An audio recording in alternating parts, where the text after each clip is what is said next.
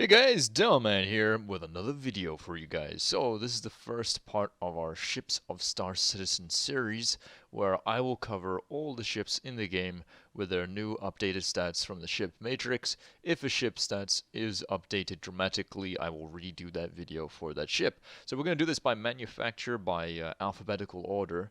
So we are going to start with Aegis Dynamics. Alright, so let's get started here. So before we jump into the first ship here, we're going to start out with the manufacturer of Aegis Dynamics as a whole. So let's get going. Aegis Dynamics was founded from a merger between Earth-based Aegis Microcomputing and Devon-based Dynamic Production Systems, with the explicit goal of constructing naval spacecraft. The firm was favored by Ivor Macer. If you don't know who Ivor Macer is, check out my Star Citizen History video series, and there's more information on the history of the UEE. Back there. So let's continue, and thus grew to prominence during the First Tevaran War.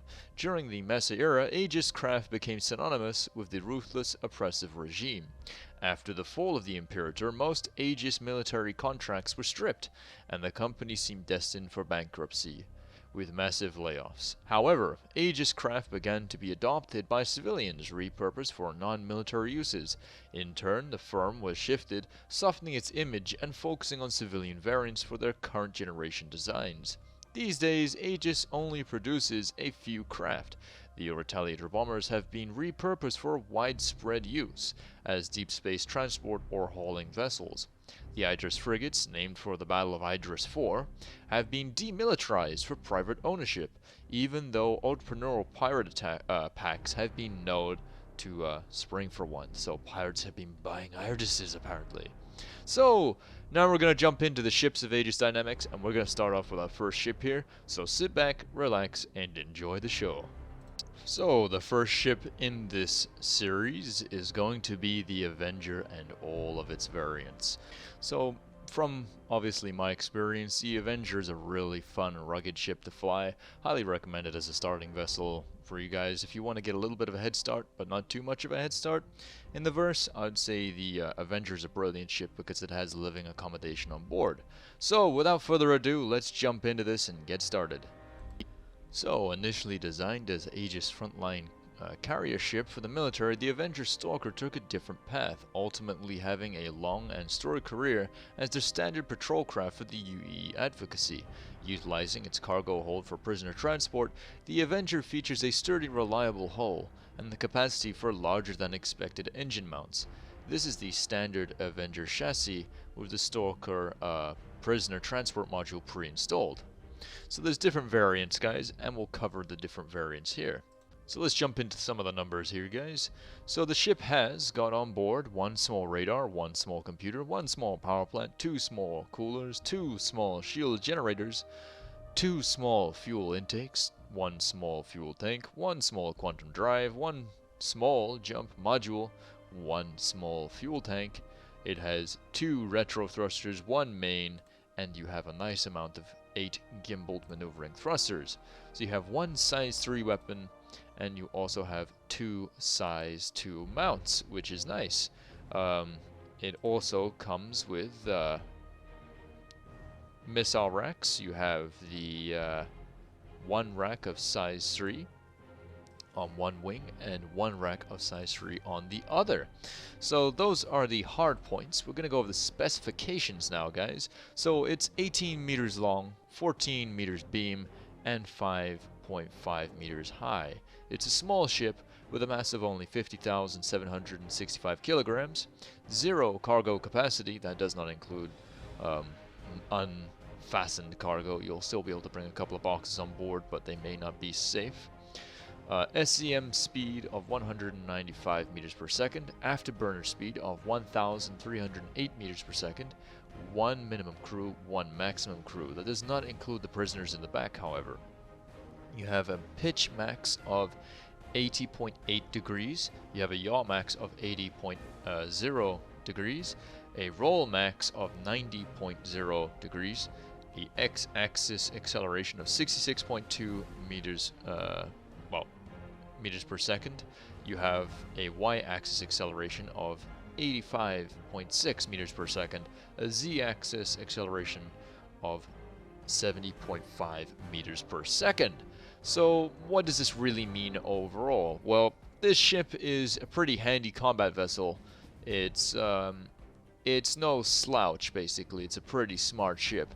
Highly recommend it for you guys if you are looking for a starter ship, or maybe you have a larger ship and you're actually looking for some fighters to put aboard your carrier.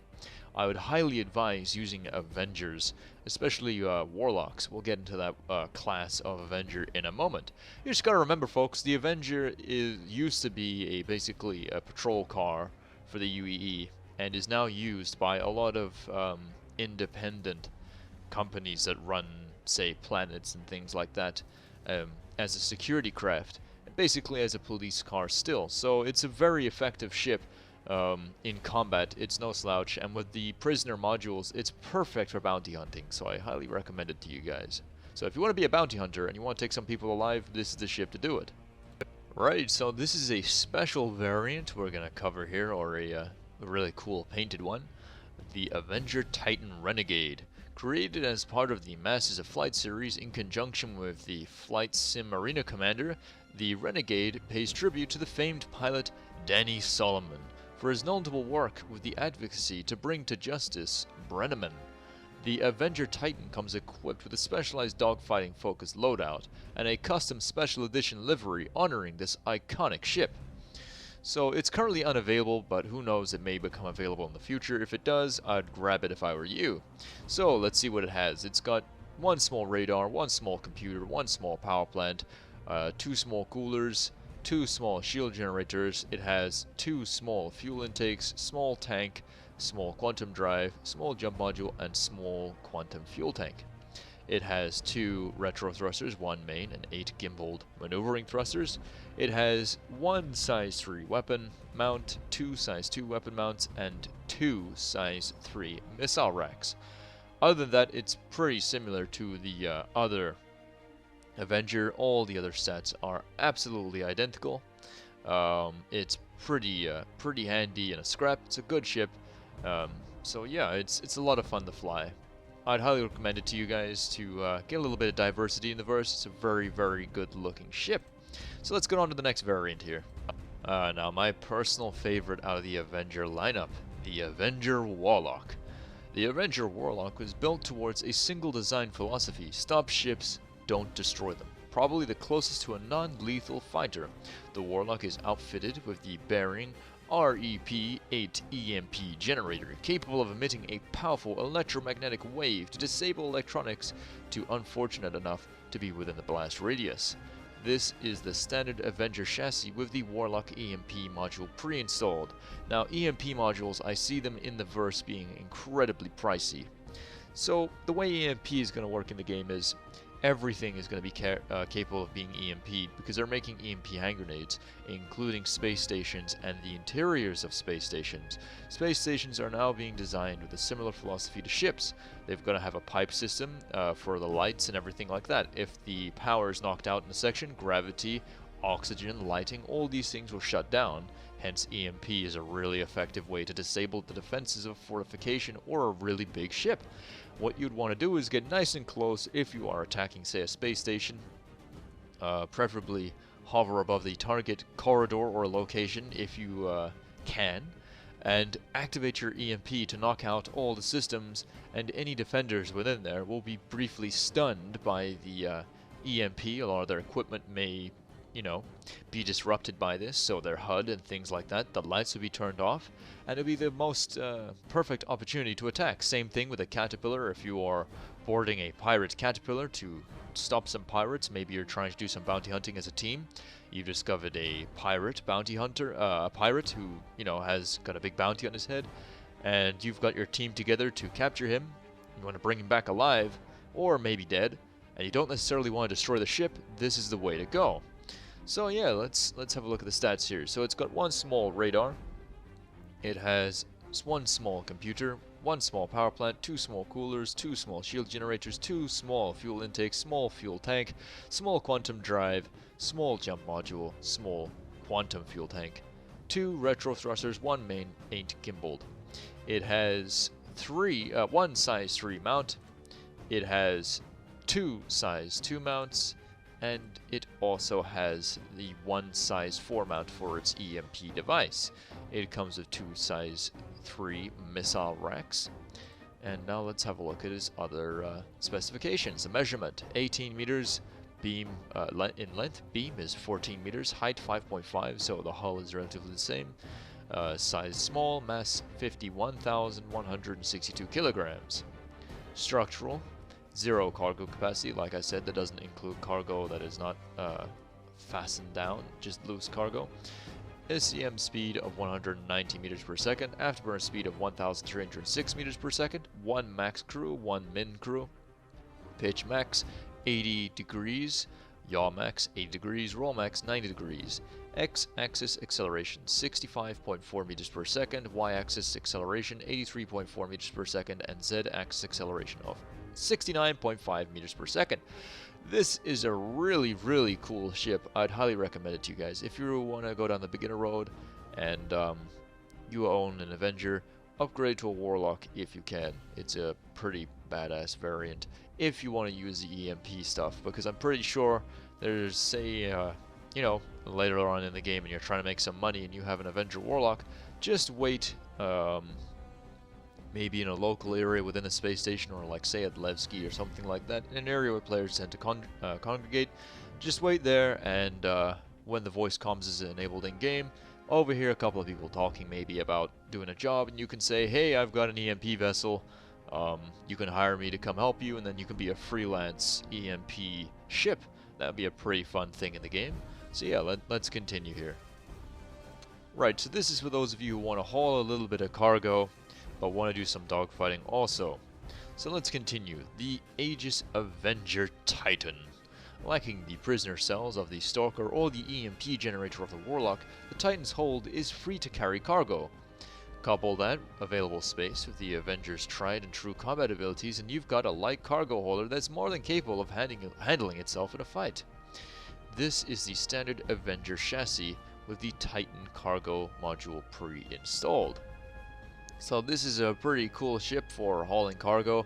Highly recommend it for, say, if you want to do cargo missions, which will be in the game, from the orbital station down to a planet's surface. Say like ArcCorp, you want to haul some cargo from a space station at a hole, you just dropped off a load of cargo, you want to haul some of those crates down to the planet's surface, because the larger freighters won't be able to go down to a planet's surface with a full hold of cargo, because they'll be too heavy and too cumbersome.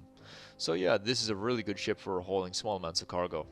That said, if you want to use this ship in another role, another interesting role that is, you could use it as a proxy dropship. If you have the guys in their spacesuits in the back, maybe a small fire team, this is a great way to slip a small squad of guys under the radar and into enemy territory. Really cool ship for that purpose. So let's have a look at her stats. Radar small, computer small, power plant small, 2 coolers small, shield generators 2 small, fuel intakes 2 small, 1 small fuel tank, 1 small quantum drive, 1 small jump module, 1 small quantum fuel tank, 2 retro thrusters, 1 main, 8 gimbal thrusters. Weapons, you have 1 size 3, 2 size 2, and for missiles, you have 2 size 3 Rex. So that's pretty handy. Seems like a good ship to be in if you get into a scrap when you're trying to haul cargo. Let's look at the stats. So the length is 18 meters, beam 14, height 5.5, same hull. Size small, mass 50,735 kilograms, cargo capacity 8, so that's 8 standard cargo units, guys. It's not bad at all. SCM speed of 205 meters per second, afterburner speed of 1,115 meters per second, min crew of 1, max crew of 1, unincluding passengers who you can stow away in the back. Pitch max 80 degrees, yaw max 80 degrees, roll max 9 degrees, x-axis acceleration 67.6 meters per second, y-axis acceleration 89.0 meters per second, and z-axis acceleration 71.5 meters per second. Now please take into note, guys, these stats for these ships does not include the ship's mass with a full hold of cargo or any loose cargo on board any of these ships, because it will change. Everything is counted in Star Citizen, at least in the more complete version of the game, in terms of the weight and how that affects a ship's thrusters and how weight is placed within the ship. If you have a ship that is not exactly, the weight is perfectly balanced out, thrusters on one side of the ship will have to be working harder than thrusters on the other side.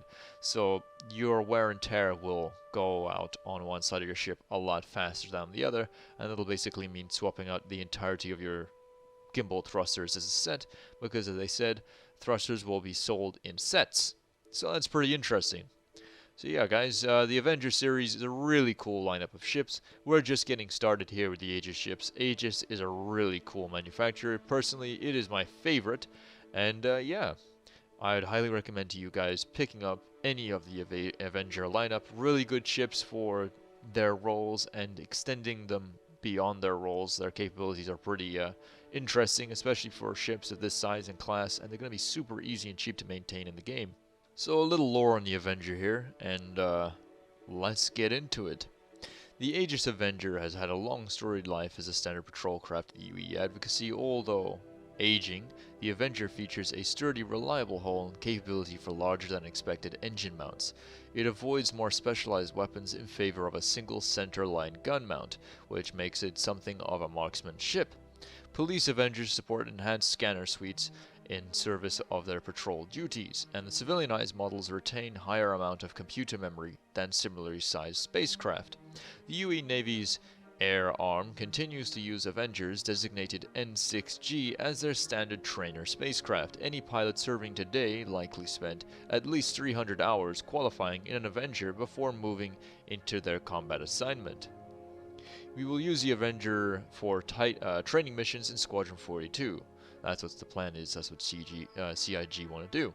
As more advocacy officers begin the transition to police variant of the M50 Interceptor, the used aging Avengers have flooded the market. Criminal elements have begun to adopt these Avengers for their own needs, finding that they're larger than average cargo hold and engines make ideal bootlegging spacecraft. So basically these ships are pretty good at going in a straight line with maybe some bootlegged gear on board. So that's pretty much wraps it up on the Avenger series of ships. They're really remarkable little spacecraft, a lot of fun to fly, and great interiors, really good solid designs.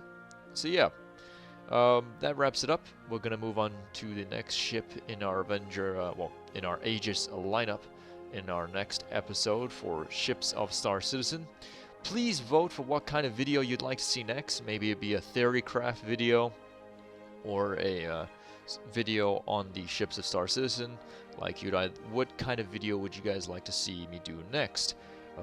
As you guys know, I upload once every other day. And yeah, so you got one day to vote on it, guys. I'll catch you all later. So you know the drills. Commanders, fly safe, and I'll see you in the verse.